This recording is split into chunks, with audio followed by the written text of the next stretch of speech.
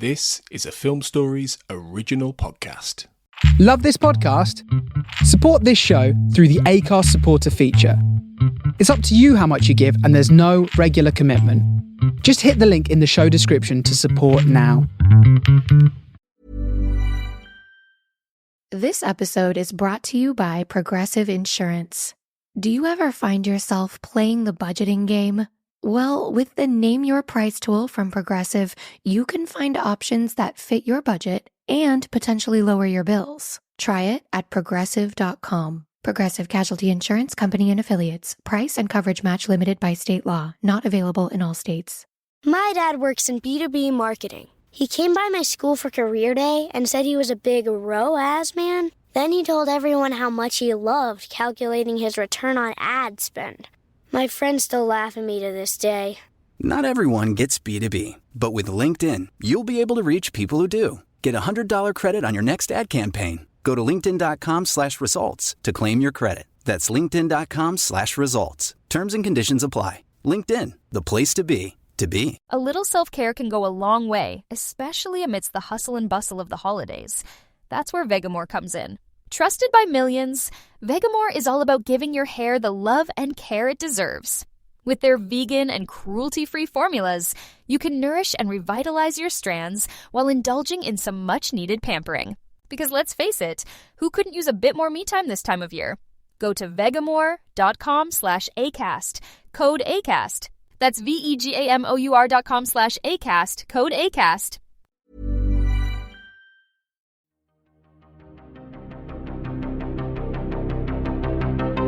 This is Writers on Film, the only podcast dedicated to books on cinema.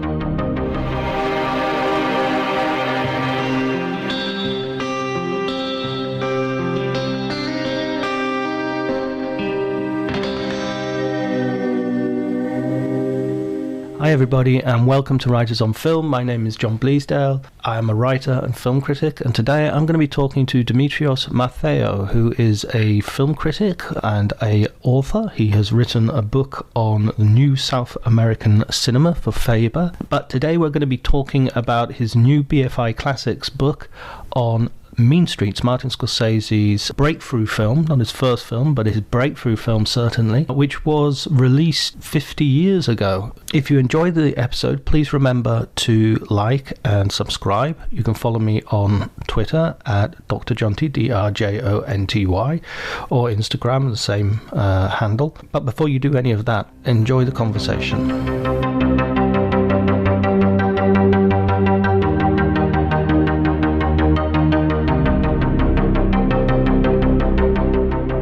What's your relationship with those BFI books? Are you have you been an ardent reader in the past? I wouldn't say ardent, but a little bit like you. I think they've always been in my life in a sense. I've kind of I've come by them now and again almost by chance. I might be in the BFI library, or I might want to read more about a particular film and target one of them. But I've just always been aware of them, and I've got a bunch at home. When I started writing this one or thinking about this one, we were in the first lockdown of the pandemic, and apart from looking at my bookshelves generally to see what I had on Scorsese, it was obviously this has caught me a bit unawares. What have I got of the BFI classics? And there were a bunch. So I think they've always kind of been in my life, and I've got a few favourites. And not in an odd kind of way, I've got a few favourites that have become almost as famous and kind of integral as the films themselves. I will often, just as often as I'll watch Bringing Up Baby, I'll read the really good BFI classic on BFI Baby. I'm Bringing Up Baby. It's a wonderful read, and it can be as evocative of the film as the film itself. Adrian Martin's Once Upon a Time in America, I've returned to several times, and as you say, almost as it's almost like also because Once Upon a Time in America is so long, it's probably takes less time for me to read his book than it does to watch the film. What's your relationship with Scorsese then? Well, I mean, on one level, it's the same as anybody else's. He's, the awareness of the fact that he's, a fantastic filmmaker and always an interesting filmmaker. And, even if, I don't think he's on form, he's interesting. So on that very general level, he's part of, the canon that I've kind of grown up with. On a more personal level, I remember Taxi Driver was probably, in some respects, the first kind of adult film I saw, and I saw it on the sly with an older cousin. I think I was like 15 or something, and sneaked me in, and kind of watched it from the back. And so, my first Scorsese experience was literally having my kind of mind blown away by Taxi Driver in a kind of illicit way, in a sense. But from there on, I think, his to my mind, best films are amongst my favorite films. So Taxi Driver means a lot. Raging Bull, as soon as I saw it, bang, it's always in my kind of lists, and I just think it's a majestic and extraordinary film. And so when he touches me, it's on a kind of visceral level, a level that sticks. So, there are 4, 5, 6 films of his that, are kind of like in my film viewing DNA, if that makes sense. Yeah, it's funny that you say that thing about actually seeing it on the big screen as a first time way of seeing Scorsese as well must have been something incredible. It was just extraordinary. The mood and the tone. I think, whenever I see it again, whenever you see this is now Taxi Driver, but there's similar scenes in Mean Streets. But when I see again the taxi driving through the streets at the beginning of the film, it takes me all the way back to that kind of first kind of visceral, almost life-changing, experience. And the shootout at the end of the film, the kind of Grand Guignol scene, was, like a early introduction to violence on screen for me, because I was pretty young, but also, which is what he's so good at, it made sense to me that there was a psychological element to this, to the man, to the violence. Really kind of rammed home. I thought about that for such a long time afterwards.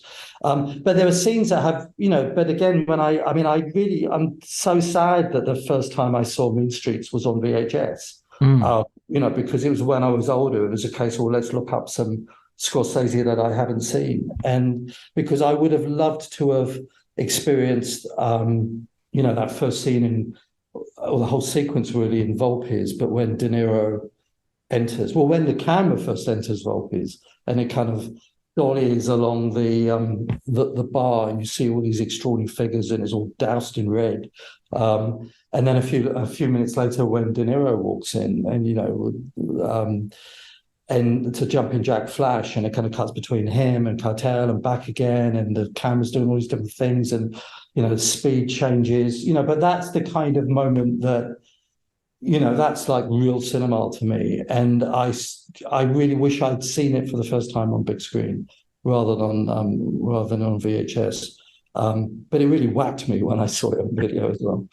Yeah, in the book you mention it as one of the sort of like that's one of the awe-inspiring moments of cinema for you. I think it is, yeah. And also, since we're talking, and maybe, my favorite kind of scene by Scorsese. The people always, when they talk about the definitive, Scorsese moments, and I do say this in the book, but they mention the Copacabana scene in Goodfellas and what the camera's doing there, and it's amazing. And also another wonderful and one for me is the boxing scenes in Raging Bull, and especially the first one, in slow motion and everything. And they are definitive. But this one, that one in Mean Streets is up there with those, I think. For the way that it introduces characters, that sequence and the way it cuts between Keitel and De Niro, it tells you so much about the relationship and the dynamic between those characters. Also, I mean, okay, we've already seen De Niro blow up the mailbox. I don't know if in that first glimpse of him when he kind of throws a firecracker or whatever it is in the mailbox. But that aside, this is the introduction to the Scorsese De Niro partnership. When he walks into that bar with the two women on his arm, grinning like a Cheshire cat. It's an iconic moment. Absolutely, and he's just so confident and so full of sass. It's and the music, the running. So I mean, kind of another point. But how did Scorsese get all these songs? Because nowadays the soundtrack would sink the budget of an entire movie for this film. And to be honest, I'm not entirely sure. I think they just managed it. I know that he used some songs in Mean Streets that he couldn't use in Who's That Knocking at My Door, his first film. I think probably it was generally, or certainly cheaper then. But also his producer was Jonathan Taplin, who, used to be the manager for Bob Dylan and the band. I don't know for a fact, but just maybe his kind of music connections smoothed the way for some of those. I suspect it was a bit of both. And also I suspect maybe because so much of the film was made on the cheap, I suspect that, if they were sitting down and prioritizing here and there, it might have been on the music rather than locations and things. And I mean, talking about that cheapness, he gets hell of a lot of bang for his buck, like the cherry bomb that goes in the mailbox, I guess. Yeah. I mean, he said something like the economy dictated the style and the style just happened to work. And I think that's really perceptive. I think some of the positive quality of the film kind of comes from the rawness and that you get when you're doing it fast. And he was using students in New York. I don't know. The shoot was split between LA and New York. I mean, for one of the kind of definitive New York films, it's interesting that more days were in LA. They did, broadly speaking, they did the interiors in LA and the exteriors in New York. And in LA, he used the Roger Corman crew that he'd had on Boxcar Bertha, so like a professional crew. But again, one that was, Corman was all about bringing things home on as tiny a budget as possible. They were all about pragmatic filmmaking. But in New York, they used students. So it was, I mean, I wondered, I don't know if they talked about guerrilla filmmaking back then, but maybe it would have been a little bit like that. There was certainly one famous scene when they're shooting on the streets of New York where they did lose a whole reel of film that had all of De Niro's close-ups on it. But anyway, I think the that rawness and kind of gritty efficiency is what we see on screen. And I think it works. But again, to you, it is a lot of bang for your buck. Yeah, absolutely. The thing that I've noticed rewatching Mean Streets in preparation for this discussion, and it's something I noticed watching Taxi Driver relatively recent as well, is there's not that much sort of what you'd normally ascribe to low budget independent aesthetic that maybe you'd see today, such as sort of like handheld camera, over the shoulder shots. He uses lots of quite complicated shots, and he wants to put the camera on a tripod when he gets the chance. He wants to keep it steady when he can. Well, I think he actually mixes it up. Exactly, yeah. And he mixes it up, and again, what's lovely is you kind of feel as though the film is keeping you on your toes. I mean, and you're right. You can't watch it expecting to see an indie film with entirely in handhold and raggedy camera and all of that. The early scene in the church is again, as you suggested, it has a lot of really quite interesting shots and cuts in it. It really mixes it up. But I mean, the shots are quite classical and steady, but very dynamic and very interesting. But then you've got other scenes which, they didn't have, Steadicam didn't exist then, but they had something called the Araflex BL, which I think some of the French directors were using. So it's as lightweight as they're going to get. And Kent Wakeford, the cinematographer, kind of created a rig for himself, a kind of shoulder rig, I think. So he was carrying it a lot in the pool room scene, the famous pool room scene. I mean, that's, effectively handheld camera. So, and some of the bar scenes are, but he kind of mixes it, I think. Oh, but again, the restaurant ones are more classical. I think what he's, maybe, and I suspect that some of the approach was kind of pragmatic. What shall we use given the time we've got? They did the pool room scene, which is incredibly complicated, in 16 hours. So you're not going to set up loads of track and stuff for that. But in the restaurant scene and again, those scenes were about power. The more kind of Godfather-like scenes where you're trying to where he's kind of like making it very clear who's got the power in the room. Then it makes sense to have, static shot, frame it, and all of that. So there's a lot of variety in the film, in short.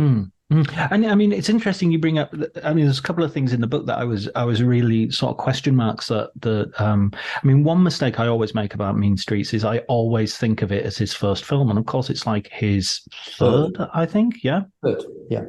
And that's sort of but it feels like a first film for some reason. And I mean, I've seen the others as well, so there's no excuse for my stupidity. But it's very much the first in the sense that, two reasons. One, I think it's the film in which all the work he'd been doing, all the studying, formal studying and informal, film, intense cinephilia studying he'd been doing since he was a kid, but all of the work. All the study he'd done, and he'd made shorts. Who's That Knocking on My Door was a personal film, but very much it was kind of like quasi. He started it when I think it was a postgrad film, and then took several years to finish. So that was personal, but in no real kind of, you might say, professional context. Then he made Boxcar Bertha for Corman, which was an exploitation film. So it wasn't a personal film at all. But he was working with professional crews who really knew what they were doing, and I think taught him a lot. I think, and he learned a lot. And most of his crew on Mean Streets was that Boxcar Bertha crew. So he had the professional experience in one film and the personal storytelling in another film. And what Mean Streets did was put those together. I think it's the first film because it's when he really found his voice and it all clicked. He was making the film he wanted to make. And the other reason it's the first film is because it's like a calling card film. It's the one that, when it opened at New York Film Festival, kind of blew everybody away. And Pauline Kael, immediately championed it, which obviously was very important. Other producers started to take notice. He'd shown an interest in directing Taxi Driver before Mean Streets came out, but the producers didn't really think, that he had the chops for it. He was a young, unknown, relatively inexperienced director, but when they saw Mean Streets and De Niro, they figured those two guys could make Taxi Driver. So, in a way, it launched him. So you're not wrong in a sense. Yeah. Sometimes my stupidity manages to get to a deeper truth. And the other thing that I hadn't really thought about, but is this debate or its relationship, the film's relationship with the gangster movie? Because you make a good argument for it not necessarily sitting too comfortably as just a pure gangster film, because it's, there's more of a character study. There are gangsters there. They're part of the neighborhood. But then at the same time, it does have a relationship with the antecedents of Warner Brothers gangster films and also Coppola's Godfather, which this film sits in between. Yeah.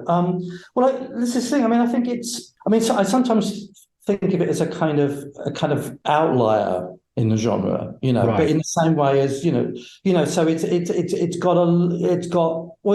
certainly got the milieu. This is, this world is one, it's kind of, Charlie, the main character, he's torn between the church and the mafia, criminality, and Scorsese, himself said, he grew up, amongst the gangsters and the priests. So, the neighbourhood is kind of the actual neighbourhood that he's writing about and showing us is kind of infused with criminality. So that aspect of it is unavoidable. And then I think, there's, he, as a person and as a filmmaker, he was, he'd already imbibed so much cinema, and a lot of it was those kind of, that included, like the Warner's gangster films from the 30s with Cagney, the Roaring Twenties, and Public Enemy, and films like that. So, and I think, I think those kind of films are in his DNA, and socially, some of the issues of those 30s films and later in 40s crime films as well, about people about the underclass who are trying to make a living whichever way they can, is very much in this movie also. And then at the same time, obviously, there's the kind of he and Martin started writing this before the Godfather book was published. Right. So it's not that they weren't in any way, I think, informed by the Godfather. But as you say, they do sit quite interestingly side by side, and kind of the comparison almost illustrates what kind of film Mean Streets is, because you might, if the Godfather is all about the kind of mob royalty, the family that runs this massive criminal business. Mean Streets is the kind of, are the foot soldiers, the people who are ducking and diving on the streets.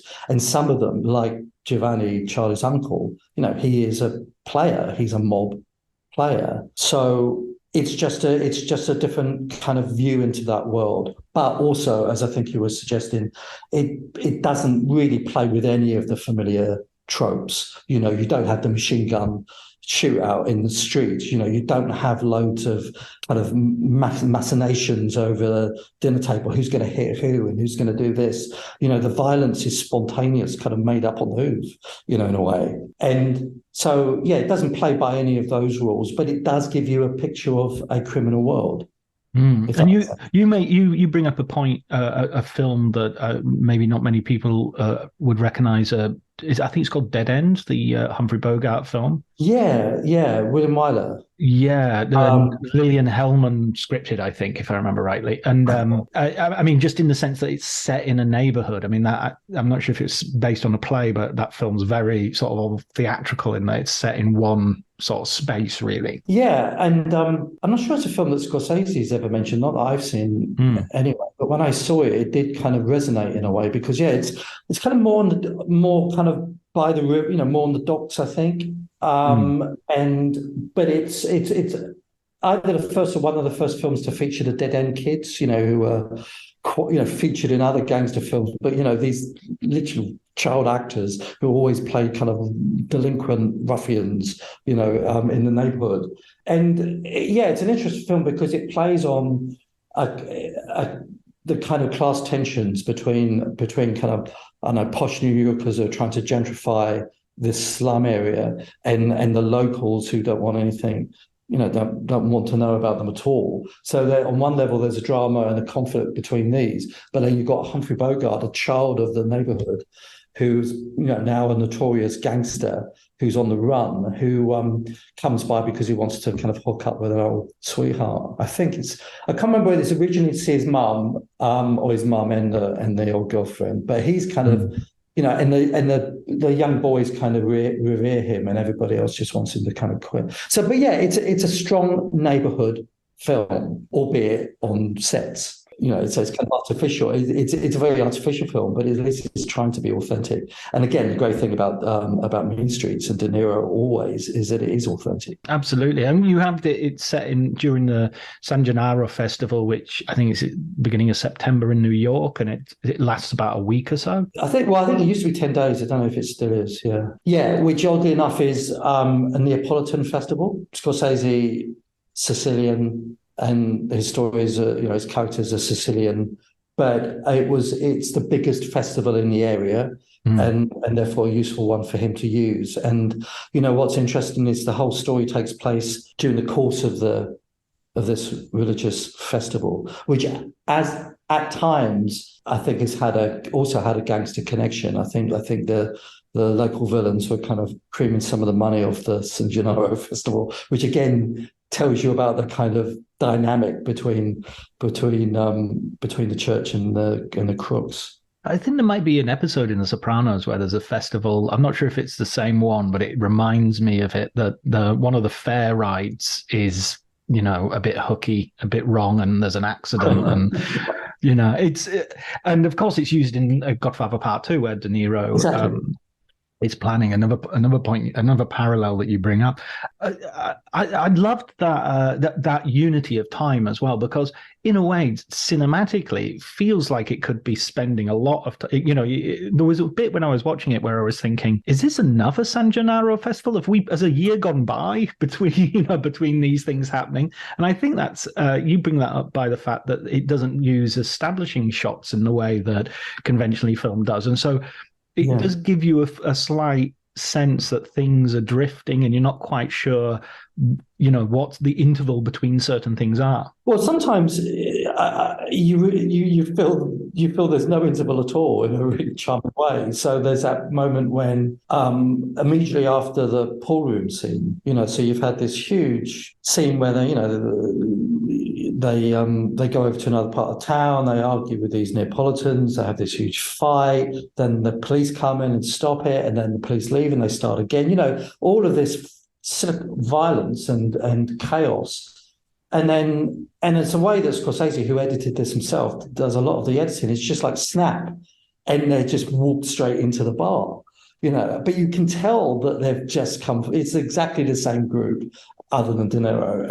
But the huge sense is that they've just got back from the fight. Whereas, in 99% of other films, you would have had, an establishing shot of the bar and maybe a couple of other interim shots, and then they all kind of go into the back room and start another scene. But in this one, it's immediate. And then there are other kind of moments where you haven't seen the festival for a while, and then suddenly up they pop, and you kind of think, okay, well, they're still, maybe it's just a few days later. We're still in this period, in this kind of this tempo, which I think is really clever. And of course, it ends with the actual final night of the festival. The song that ends the film, the song that they're singing at the end of the film, is the one that traditionally closes the festival. So that's very neat. I was watching it with my wife Lydia, who's Italian, and we're living in Italy, and she recognized one of the songs and went, "Oh, that's Faccetta Nero," and it was taken by the fascists. It was a fascist song. And I'm not sure if they just adopted it. And presumably, if it's part of a religious festival, they've just adopted it. But I noticed as well in his uncle's luncheonette, there's a big portrait of Il Duce, the Mussolini, in the background as well. So there's also this strand of, you pointed out that they mentioned Lucky Luciano. Yeah. So the Italians have American Italians have a history of sort of, we've helped win the war, but also we were on, our mother country was on the wrong side of the war. Yeah. And I like the fact, it's one of those kind of, you're often getting little glimpses on the wall, on shop windows or inside that luncheonette. There are lots of little posters and glimpses of things that make you realize all of those elements in that culture that all stitch together. The politics, the religion, stuff like that. It's and also music. And I wish I knew more about Italian, like folk music, the folk songs that he uses. There were lots, and I couldn't really get behind the consequence, the significance of all of those. Very rich. It's very, very rich soundtrack. I think that's partly a Catholic thing as well. With the, if you go into a Catholic church, just the amount of detail, it would take you years to just go through a church and study every image, because there's so much in there. One thing I did, which doesn't find its way in the book, but because I'm not a Catholic, I know very little about the Catholic liturgy or any of it. I sat down in the office very near to finishing when we were kind of stepping out of the pandemic and we were back in the office, and I've got a colleague who's a Catholic, and I wanted to watch, for example, that opening church scene with a Catholic. I wanted him to tell me what was going on that I might not really quite understand in terms of, the language Keitel was using in his head, the things the things he was walking past in the church. We talked a lot about sin and redemption.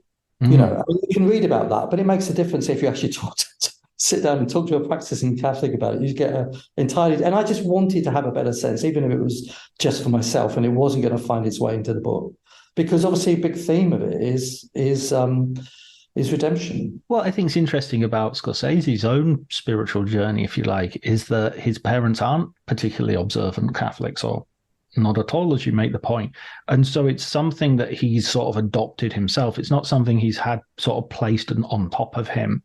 Yeah. So in a sense, even though he's coming from a fairly Catholic background, he's also got a little bit the glee of the convert, who wants to, I was brought up Catholic, and so, I shucked it off as my first available opportunity. But, and I have the remnants, no doubt about it. But you do get the feeling that Scorsese, this is something that this is a road he's chosen. But it's clearly, there's an element to his. I'm not going to psychoanalyze Martin Scorsese, but there's an element to his personality, isn't it? That we know, you and I know, and all he's, the nature of his cinephilia is, and his film knowledge, his love of film cinephilia is almost kind of diminishes it. But it's intense. He's clearly, if something engages him, I think it engages him heart and soul 100%. And for whatever reasons, when he was a boy, I suspect, because he was quite young and frail and wasn't the kind of kid who was going to stick up for himself in the playground, he drifted towards the church. And I think for a time in his life, he engaged the church with all of the kind of vigor and passion that we know he engages cinema. And, he was an altar boy for a number of years and did think about, kind of becoming a priest before slowly drifting towards the other passion, which was film. So I think it's part of his nature just to embrace everything, heart and soul. Absolutely. And when it comes to Harvey Keitel's redemption, he places that in Johnny Boy. And I think you make De Niro's character, and you make a really good point of pointing out that De Niro Johnny Boy doesn't necessarily want to be redeemed. It's not like, I've got to save you, and it's like, from what?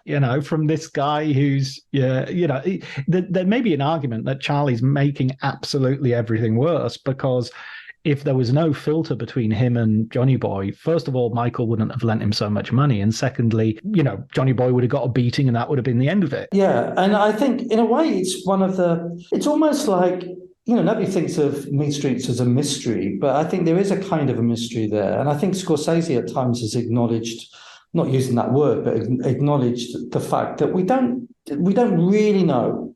I mean, the thing is that Charlie wants to save Johnny Boy in order to redeem himself. What we don't, and on the one hand, as Johnny Boy doesn't want to be saved. On the other hand, there's a question, what really is Charlie seeking redemption for? Is it because, and it's never stated clearly, and I think, and I take that as a good thing, but is it because, he is spiritual in some way, and yet he knows he's working as a criminal, and therefore he has to somehow, kind of work that out for himself? Or, is it because, for me, in a way, sometimes you have these little quiet moments between Charlie and Johnny Boy where you get a sense of what their relationship has been their entire life. There's a scene where they're walking in the street, and I think Johnny brings it up, when they were kind of like jumped up, they were kind of caught by police once, or there was some kind of fracas, and Charlie just left Johnny to it, and Johnny took a big hit, and sometimes you do wonder, how many hits to the head he's taken. And And Charlie just left him, and they acknowledge that in a couple of sentences and move on. And you get there are about 4 or 5 moments like that where you kind of feel that Charlie has let down his friend their entire lives. And maybe that's what he's seeking redemption for. But I like the fact that it's open-ended. And as you say, I like the fact that it actually just makes everything worse and worse. There's right at the end in the last scene in the bar when Johnny Boy pulls the gun and he says to Charlie, "You got what you wanted." Now again, it's a bit ambiguous because we don't know really what he wanted, but it's kind of, we might say, you were asking for that. It's blown up in our faces, and it's your fault. A little self-care can go a long way, especially amidst the hustle and bustle of the holidays. That's where Vegamore comes in. Trusted by millions, Vegamore is all about giving your hair the love and care it deserves. With their vegan and cruelty-free formulas, you can nourish and revitalize your strands while indulging in some much-needed pampering. Because let's face it, who couldn't use a bit more me time this time of year? Go to vegamore.com/ACAST, code ACAST. That's vegamor.com/ACAST, code ACAST. This episode is brought to you by Progressive Insurance. Fiscally responsible, financial geniuses, monetary magicians. These are things people say about drivers who switch their car insurance to Progressive and save hundreds. Visit Progressive.com to see if you could save. Progressive Casualty Insurance Company and Affiliates. Potential savings will vary. Not available in all states or situations. Absolutely. And I mean, weirdly, there's a sort of inversion of what's happening in that original story, because Charlie's saying, "You didn't have to hold off the cops for me to get away." And he said, because I mean, that's how Johnny frames it. "I took a beating so you could get away." Yeah. And Charlie's like, "I could have got away anyway. You didn't need to do that."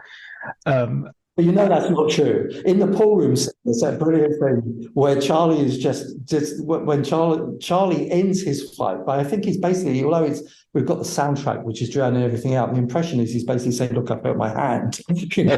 He's not a fighter, but whereas Johnny is taking 8 of them on his own. Standing on trying to kick them. That's so brilliant. That's De Niro at his classical best. And I love De Niro when he's in one of their very first conversations when they're walking down the street and he ducks behind a car because he sees someone who he owes money to. And it's just like, is he gone? Yeah, he's gone around the corner. Yeah, but is he gone? Because he could have just be waiting around the corner. And in that sense, Johnny Boy knows more about the streets than Charlie does. Charlie's just like, "Oh yeah, he's gone around the corner, he's gone." Yeah, but that could be a trick. And actually, you're making me think, because also if I had to choose a favorite scene in a film other than the entrance into Volpe's, which I just think is quite awesome, it would be the conversation between the two of them in the back of the bar about the debt, and the tall tale that he tells about Joey Clams, and the card game. And that's fabulous for so many reasons. But you made me think of it because, I think Johnny is much more of the streets, and also I think he understands their relationship better than Charlie does. And apparently De Niro, Scorsese has often said that De Niro felt that there needed to be another scene which explained or showed us the hold that Johnny has over Charlie. And that's a kind of streetwise hold, I think. And so they added that scene, they devised it, and they got an extra day to shoot it at the end of the shoot. And I think it's wonderful for that. You just really understand how these two work together, but particularly from that controlling kind of streetwisey angle. Yeah, and how fascinated Charlie is by him as well. It's just like, you're telling me bullshit, but at the same time, it's fascinating bullshit. Go on, tell me more. Yeah, he just laps it all up. And it's very, very funny, and kind of at least semi-improvised, which you can see on their faces. You can see the way that Keitel, but you're not entirely sure whether it's Keitel who's trying to keep up with his Shaggy Dog story or Charlie. Yeah. You're really not sure which man is holding on for dear life. And talking about sort of the relationships, and one of the sparks that will sort of perpetuate the ultimate meltdown is Charlie's relationship with women, and to some degree this is arguably sort of beginning the Scorsese template for how women will be represented and treated in his films, typically for with some very telling exceptions, like Alice Doesn't Live Here Anymore. You have Teresa, Johnny Boy's, is it Johnny Boy's sister or cousin? Cousin, yes. I thought it was cousin, yeah.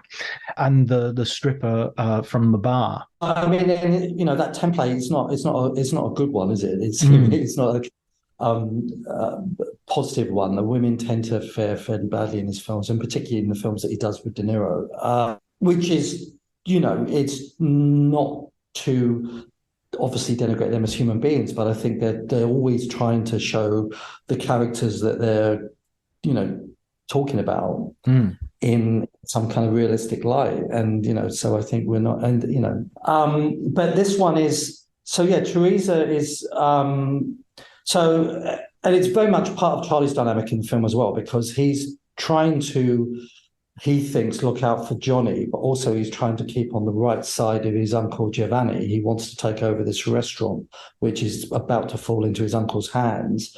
And his uncle doesn't want him to be involved with either Johnny Boy or Teresa.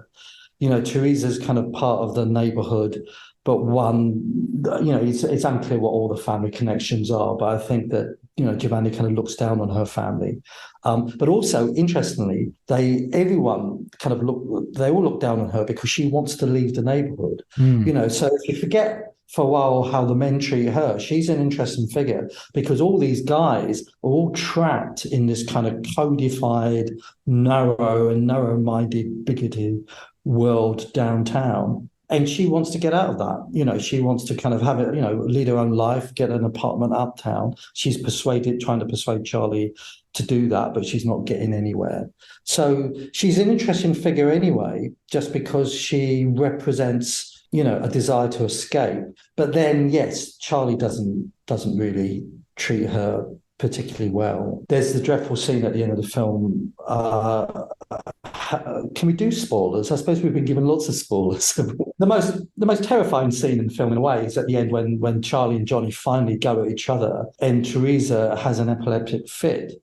Trying to break them up, it just gets too much, and she has a fit, and Johnny immediately just throws invective at her and walks away. Charlie kind of thinks about it, stays with her for a few seconds, and just follows his mate. It's such a version, of his, or of anybody who's having, he should be staying with the person who's in distress, but he leaves her. But also, when we first meet her, when they're in bed together, the language he uses towards her is pretty vile and sexist and narrow. And I mean, in many ways, Charlie is a kind of development of a character from Who's That Knocking at My Door, which Keitel played, called JR.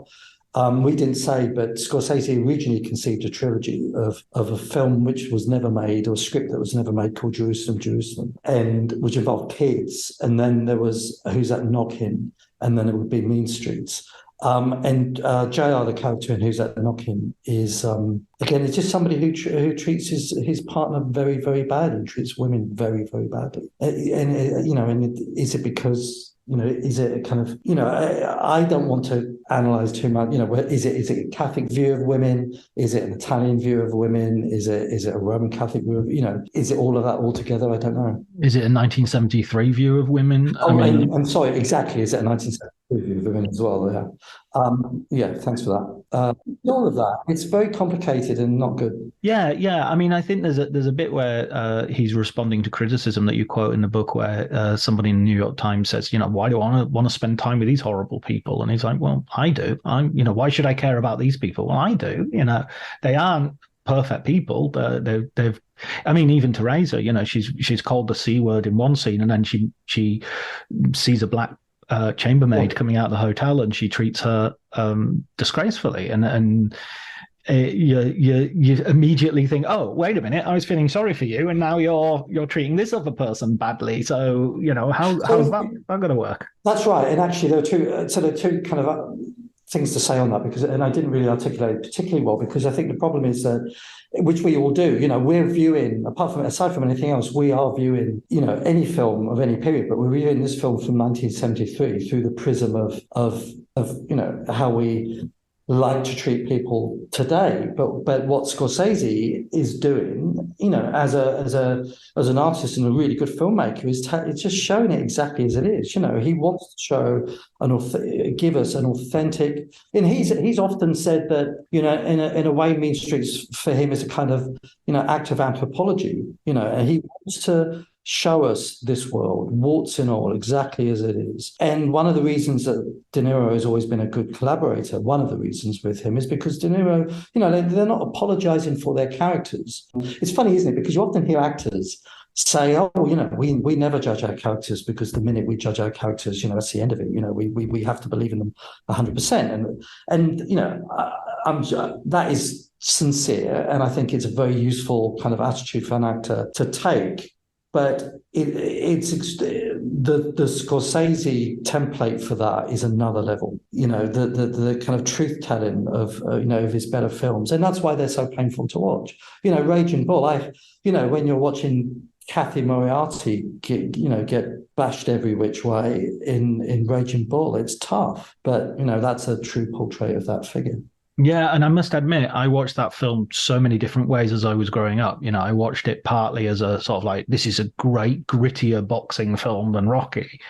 And then, as I get older and I rewatch it today, I'm like, Jesus Christ, this is just about domestic violence. The boxing's hardly features in my memory of it now. Almost, it becomes something else. It's, I think that's possibly one of the Scorsese films I find the most difficult to reappraise. Yeah, and actually, when I think of the way we've been talking for the last five minutes or so, it reminds me again of somebody who I make quite a play of in the book, which is John Cassavetes. And on the one hand, I think he's a extraordinary filmmaker. That is quite important to me, but you watch his films and they're hard work, and you particularly, so for example, when you watch a film like Husbands, I think Husbands is a good one to kind of put into this conversation when talking about Mean Streets or Raging Bull or whatever, is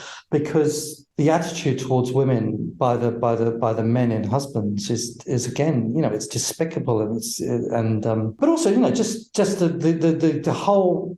The human interaction in a Cassavetes film is so raw and in your face and true to a certain kind of human dynamic, so kind of more distressing human dynamic, that it's brilliant art, but it's tough to watch. I think Cassavetes is one of the best filmmakers ever. Yeah. And not necessarily at his worst, but when people are not, when he turns his camera towards certain things, it becomes almost unwatchable on many different levels. Yeah, apparently, you never, I'm not quite sure it's true, but apparently, when Keitel made Duelists some years later with Jenny Runniker, one of his co-stars was Jenny Runniker. She was in Husbands, and so on her interview of the Blu-ray of Husbands, she talks about chatting with Keitel on the set of The Duelists, when Keitel told her that the cast were asked to watch Husbands a few times during the making of Mean Streets. If true, not surprising. Yeah, there's definitely, because Cassavetes, you quote that famous thing he said to Scorsese after Boxcar Bertha, well done, you've just wasted a year of your life. Making a piece of shit, yeah. No, but tell me what you really think, John. Don't sprinkle it with any hundreds and thousands. Well, he was clearly in life what he was on film, John Cassavetes. Yeah, exactly. Right. Doesn't beat about the bush. Absolutely. So let's get to the end of the movie, which in some ways is that sort of like a classical, what we would see today as a classical 70s ending, where every other film had to finish with a bloody shootout that kind of had to almost come from nowhere as well, had to come from a clear blue sky almost. They're, Teresa, Johnny Boy, and Charlie are trying to escape the city. I'm not sure if they're sort of almost like they're heading back into the city or back into the neighborhood because of they can't seem to find the right road. And then Michael and an unnamed assassin played by Martin Scorsese sort of pull up. So this is all spoilers, and pull up beside them and unleash gruesome violence. It's arterial blood is flowing by the end of the scene. Yeah, I mean, this is a shocker of an ending. You have a reading for it in the book, which I wanted to sort of explore a little bit further, because you sort of said, oh, this is like the end of it for everyone. Everyone's screwed. Charlie, is his career in the mafia might be, crushed by this. Teresa, we don't know she's being led into an ambulance, but she's obviously been badly hurt, and Johnny Boy's probably dead, given that he's been shot in the neck. I was wondering about that Charlie's career in the mafia thing, because I think the mafia might be okay with someone being shot occasionally. But I think Scorsese said something like, I can't remember now exactly what, but he said something like, they can't go, they would be better off, effectively he said they'd be better off dead, they can't go, their lives, in the community are over, which is what got me thinking in a way, trying to kind of analyze the truth of that, for myself, because, it's an open ending. We can read it how we like. But, there's Giovanni, his uncle, has a line earlier in the film where he says to Charlie, when he's trying to warn him off Johnny Boy, he says, honourable men go with honourable men, and so, arguably Charlie has revealed that he's not, in his uncle's kind of perspective, that honourable. He has fucked up. So whether or not he'd be taken back into the fold, is a moot point. But my other point was that, if he isn't, that would be a good thing. Because they are just trapped here. If he were to be, rejected by his uncle, and was a laughing stock around Little Italy, then maybe he and Teresa could have another life. But it's kind of open ended, which is fine. One thing I think is worth saying is that because you mentioned that scene as being quite surprising in the context, you said it kind of, it's a violent scene at the end of this film and maybe came out of nowhere, but that was the scene. And that was the real life incident. And there was a real life incident like that. That was the starting block for Scorsese wanting to make this kind of story. In the 60s, when he was a student, but still living at home in Little Italy, he had a close run thing like that. He and his mate were being driven around by another guy who was acting all bolshy, and they thought it was a bit, this other guy was being too extravagant. So they got out of the car. And then the next morning, they found out that a few blocks later, that car had been shot upon and another passenger had been shot in the eye. So again, it's always interesting when this film is so born out of his own experience, to the extent that when we see a scene that we might feel has been, maybe a little bit pegged on or a little bit added on and doesn't quite fit with the talky confrontations that we've been watching for an hour and a half, actually, it kind of kick-started the movie. Well, I don't mean to say it's been sort of, I can think of examples where that is the case, where you feel that the denouement has just been put there to sort of spice things up and close things with a bang. But no, I don't mean that. I think Michael has to sort of shit or get off the pot, so to speak. There has to be some sort of confrontation.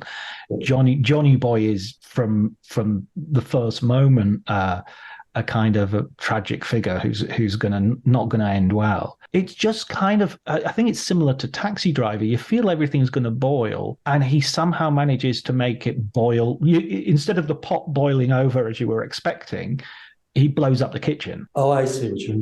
Yeah. It's so big. It's not just they get shot and the car crashes and you hear the car horn. It's really, really extravagantly bloody. Yeah. But works. I think it works. Do you think it works? No, I think it works absolutely. I think it absolutely, in fact, rewatching the film following the space of some years, I kind of remembered it being more sudden. And it reminded me a lot of Chinatown in that, it's another sort of terrible denouement, but suddenly you're in a street scene that's very recognizable with, this is a place where ambulances exist as well. And, There is another part of the city which doesn't care about all this and is just going to pick up the dead and take them to hospitals and stuff. So it's, and I don't know if that's a bad thing or a good thing. So yeah, I think it really works on many, many different levels. And I was reminded of a lot of films when I was watching this again. Danny Boyle's Trainspotting, I thought the introduction of the characters and the way that the narrative is structured was entirely down to the influence of this movie. I mean, I've not seen him comment on it, or I don't remember him commenting on it, but it seems seeing Johnny Boy walking up the street and blowing up the mailbox. It's like, that's Trainspotting, you know? Yeah. And I mean, in a way, I kind of felt, when I was thinking about what the influence of this film might be, there's the temptation, obviously, to think about the other crime movies, especially crime movies involving foot soldiers, lower echelon opera, all of that. It's tempting to think of the crime movies that might have been inspired by that, and it's very easy to make a list. But what I was more kind of intrigued by, and what I think is more relevant, is just, to think of other kinds of filmmakers, in the years since that I think who have been influenced in the way that they treat characters, the way they treat dialogue, the way they depict neighborhoods, the way they don't adhere necessarily to story arcs, all of that. I think Mean Streets, kind of reverberates across all kinds of, and Danny Boyle is a good example of somebody you wouldn't necessarily think of as being inspired by Martin Scorsese, but maybe it's just like they're in the DNA now. Yeah, and you see how he's, the story that you talked about earlier about the lion cubs in the back of the bar is, I've seen that sort of almost stands alone as a vignette that tells you much more about this character who otherwise might just be the barman. And you point out, he's got bandages. Now you know why he's got bandages on his fingers all the time. And I hadn't, I'd just seen the film and I hadn't clicked. And I was like, oh yeah, that's such a beautiful thing without it, obviously not being obvious, because I didn't get it. Arguably it is a film of vignettes. They all stitch together. And actually, again, only briefly going back to things you were saying about the end, they're vignettes, but the editing, it slowly builds and builds and builds and builds. So these little scenes, and there are so many little scenes, And near the beginning, there are lots of kind of like quite a few comic interludes. Something serious is broken up with something comic. But then in arguably the last third of the film, it just drives and drives and drives towards that ending. So although it does seem suddenly shocking, there's been a motor towards it for quite some while. But it's almost like an invisible motor, I think. Absolutely. David Carradine being shot up in the bar being a particular one that nobody's traumatized about. Nobody's, then you have a really warm discussion about friendship after that. Because it's violence. Yeah. I was watching the film with a friend a couple of weeks ago, and there's a scene where the first scene between Charlie and his uncle. Charlie enters the luncheonette and he says to his uncle, "Uncle, I was there at the shooting the other night." Now my friend has seen, like we have, the film many times, and he immediately kind of chipped in and said, "Hang on a minute, that's too soon. The shooting hasn't happened yet." I said, "No, that shooting hasn't happened, the Carradine shooting." And but I never ever thought that, because as far as I'm concerned, that shooting hasn't happened. This was another one, because there were always shootings. There were always breakout fights. Violence is day to day. That's so funny. So what? So Demetrios, you've written this BFI Classics, and you wrote as well a book on Latin American cinema, I think. South American cinema, yes. South American cinema, yeah. What was the difference between those two? Because you've gone from something very general and to something to honing in on a specific film. Did you find that shift, was that difficult to do, or how did that work? It was certainly different. I mean, it was a while ago now, but so that was a favourite book of new South American cinema. I mean, it was born of my original conversations with Faber were about I was going to do a directors on directing, but then they wanted to broaden out and they'd just done a book on Mexican cinema, which is also why mine is South American and not Latin American.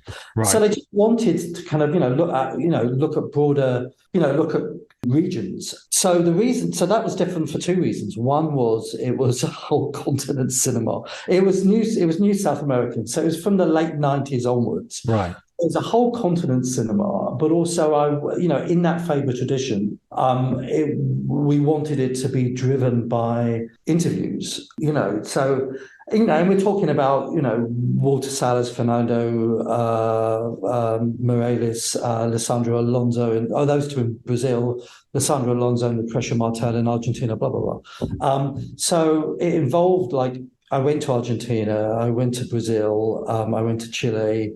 I caught up with other directors also, on the festival circuit in Europe. It was different so it was different for those two reasons. I mean, it was interview-led. I mean, as a topic, what I didn't really realize until I started going was that all these, it wasn't just about, say, the finance of the film industries in these countries changing and suddenly people having more money and making fun movies. It was all about politics. I realized I was writing a book about a regional cinema, which was also about a continent, but it was also about a continent that was kind of rising out of dictatorship. All these countries, or most of them, were kind of coming out of dictatorships. And so there was a new kind of freedom for filmmakers to make movies. So in short, very different. That was that broad, took 4 years, traveling all over the world to interview people. This was one director, well, on the surface, one director, one film. I didn't interview him. It was all kind of like found material, mostly written during the pandemic. So they were very, very different experiences. But it's interesting because, a film isn't just a film, isn't it? You kind of broaden it broadens out in its own way. Because I started, and also I was commissioned in 2020, but we wanted it to come out this year for the 50th anniversary. So I had a bit of time. So for the first few months, I just treated myself in a way to explore, So the very first things I did was to watch Scorsese's own two documentaries, My Voyage to Italy and Personal Journey Through American Cinema. So I just wanted to get to know him because he was making Mean Streets is a personal movie. So I wanted to get to know Scorsese, and that's partly through his movies. So I watched those documentaries, and then I watched all the films he was featured in his documentaries, which included loads of film noir, loads of gangster movies from the 30s, neorealism. I revisited all of Cassavetes, blah blah blah blah blah.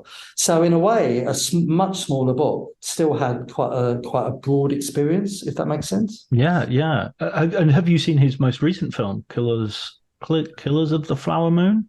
No, I'm going to see that during the LFF. Right. So I haven't seen it yet. Okay. But isn't it wonderful let's call Mean Streets his first film cheekily, but 50 years after his breakthrough film, 50 years, he's making another one, which is, seems to be lauded to the hills. And with De Niro, and a woman doesn't get treated very well. So nothing's changed. He hasn't moved an inch. Come on, boy. Oh, poor man. I'm joking. So it's been absolutely brilliant talking to you, but I have one last question, Demetrios, which is, could we have a recommended film book from you? I was thinking about this. I might cheat a tiny bit. Everybody does. Don't worry about it. Do they? Nobody has ever given me one book. Not a single in 127 episodes, not a single person has given me a single. Okay, but I'm going to cheat in one way. I mean, I mentioned it in a sense. I think when I was talking about the Faber's directors on directing series, so my cheat is to have, although I haven't read all of them, is to have the whole series. Okay, I'll give you that. That's a bigger cheat than usual. That's a big cheat, but it's like taking the collected works of Shakespeare on the desert island, isn't it? But I think because I started. I mean, earlier when I said that I was in lockdown and I looked at my bookshelves to think, well, what have I got that I can get started with, and I had, for example, Scorsese on Scorsese, but I had the first edition, which I bought, when it came out. I can't remember that, but I think it was in the 80s or something, and I've had a couple of other editions since. And and the pages were yellow and blah blah blah. And I've and it's a bit like what we're saying with the BFI classics, but more so. I've always, whether it's Scorsese or Kieslowski or David Lynch or Werner Herzog, it's those books are such a great introduction to filmmakers.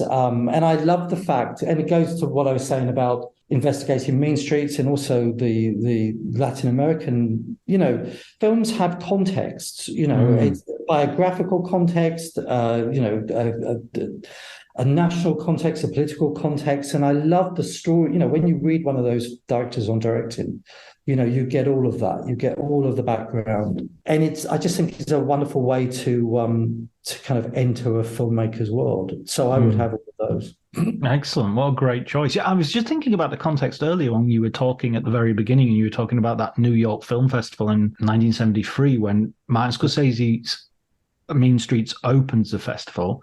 Terrence Malick's Badlands closes the festival, and in between I think you have Tarkovsky and Werner Herzog has a film there, and it's just reading that program just makes you go, wow. I mean, we've got great cinema happening at the moment and all the rest of it, but 1973 was a vintage year for the New York Film Festival programmers, I think. I think so. Yeah, it was just fantastic. But this was the kind of environment that Scorsese, that was feeding Scorsese as well. Yeah, absolutely. And Warner Brothers bought both Badlands and Mean Streets and then fucked up the distribution. So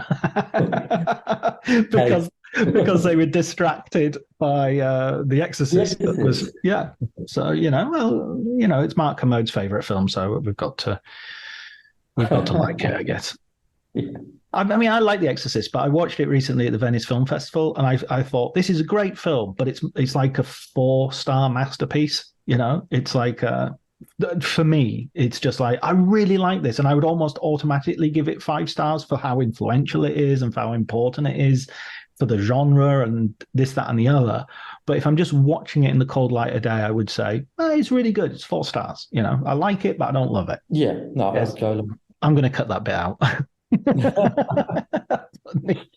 Yeah, we don't want to end on The Exorcist. Yeah, no, absolutely not. We want to end on Mean Streets with blood gushing from neck wounds. What we didn't say, I mean, I get the sense you're finished now, but what we didn't say is, and I don't even know if I said it that explicitly in the book. Maybe I did, or I did it, but in different parts of the book. But when we were talking about that last scene, because there were, you've got, when you think of it, you've got Scorsese in the back of a car. And Robert De Niro holding his neck as blood spurts out, both in Taxi Driver. It was in just on that kind of very visual, personal level, directly casting ahead to actually probably the film that made him a worldwide star, which was Taxi Driver. And also, doesn't De Niro drive a taxi in part of the film? That somebody, I'm fairly sure it's him. I mean, I've had other people. It's when when Keitel gets a taxi to kind of hook up with hook up's a bad word, but when he's going on this kind of date he's arranged with the dancer from the club, and then has cold feet. I mean, he tells the driver to drive on, and there's a kind of blink and you'll miss it profile. And for me, it's De Niro with a wig, but to be discussed. Brilliant. Well, thanks so much, Demetrios. I really appreciate it. You're welcome. Good fun.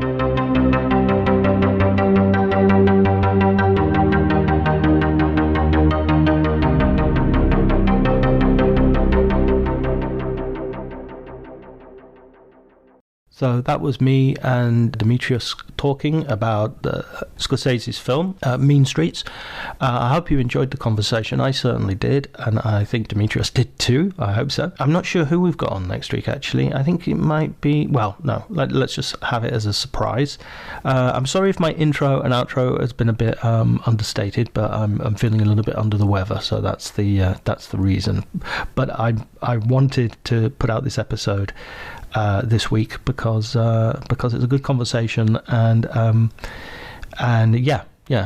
sacrificing my own health for the good of my listeners. I hope you appreciate it. Until next week, take care.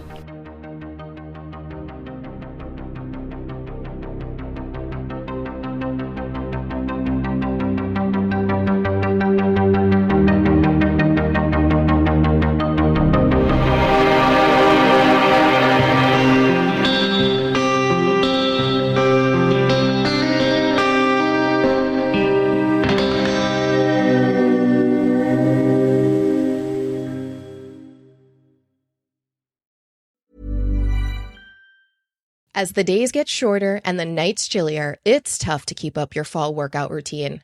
Thankfully, there's Alo Moves, the app that brings workouts and wellness to the comfort of your home. Join allomoves.com with code ACAST for a 30-day free trial and 20% off an annual membership. From yoga and Pilates to sound baths and meditations, Alo Moves has it all, with classes made to fit every schedule. Find your perfect wellness routine anytime and anywhere with code ACAST at allomoves.com. Cue the fireplace and your favorite fall movie. There's nothing better than a cozy evening at home with a glass of First Leaf wine. First Leaf is a personalized wine club that delivers right to your door. Sounds magical, right? They get to know your favorite tasting notes, which varietals you enjoy, and whether you prefer sweet or dry wines. So in every shipment, you get bottles tailored to your unique palate. Go to tryfirstleaf.com/fall to get your first 6 wines for just $44.95 with free shipping. This episode is brought to you by Progressive Insurance. You chose to hit play on this podcast today. Smart choice. Make another smart choice with Auto Quote Explorer to compare rates from multiple car insurance companies all at once. Try it at progressive.com. Progressive Casualty Insurance Company and Affiliates. Not available in all states or situations. Prices vary based on how you buy.